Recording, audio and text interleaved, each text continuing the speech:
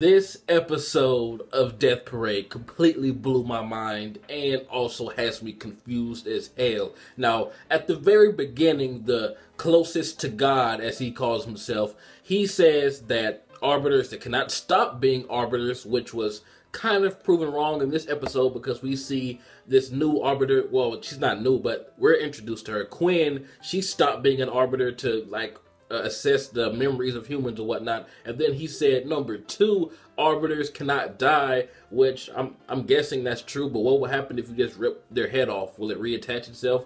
I guess, since they're all fucking mannequins. And 3, he says they have no human emotions. Now, I understand that Decim, from this episode I've gathered, he is the only one that's ever had human emotions implanted into him. So, with that being said, I find that bullshit, or there's more to human emotions than we think, at least in this anime, because at the end, when the god dude was above Nona, she obviously jumped like she was scared, like fright and fear is a human emotion, right? And throughout this episode and throughout this series so far, all the other arbiters have shown their own unique personalities. I believe if they did not have human emotions, they wouldn't be how they are. Like Genji, for example. I'm so glad, first off, that he could not judge the fangirl and she's there annoying him. But that brings me to my next point. She's annoying him. Is that not a human emotion as well? So that part really confused me. I hope they dive deeper into what that means. And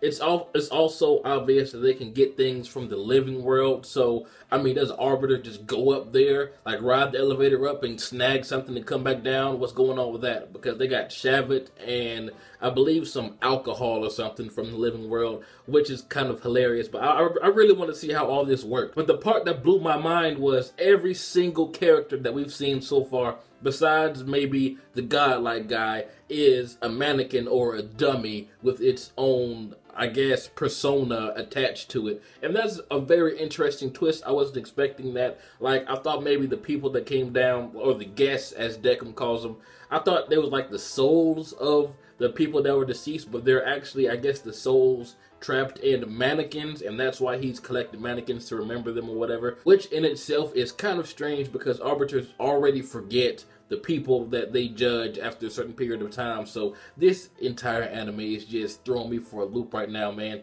And we did get a flashback of the assistants. I'm not sure if she's Shavit or not, but there was a woman, I'm assuming her mother, reading her the book of Shavit when she was a little girl, and she realizes that she's dead now, yet again, because if you remember, she realized she was dead when she first came down. So, I mean, this anime is just messing with my mind, yo. But I love Nona's explanation of why she has so much faith or why she's so into Decim. Arbiters, they have no human emotions, and they don't know what it's like to live or die. So who are they to judge where dead people go if they cannot die themselves? So that's why the Decim thing came about with the human emotions in them. The next episode, she seems like she's about to push Decim to the test. Like she's about to see what he can really do. What can an arbiter with human emotions do?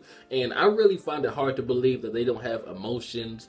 I guess like basic emotions like fear, happiness, and stuff like that can be more than just human emotions or exclusive to humans. I'm not exactly sure, because when she was playing pool with the god dude, I mean, she cracked jokes and there was some humor, some laughter in there from many of the arbiters. So I'm very interested to see exactly how deep this ish goes. This also explains why there are so many mannequins, and the theme of mannequins is all over Decim's place and whatnot. But I am really enjoying this.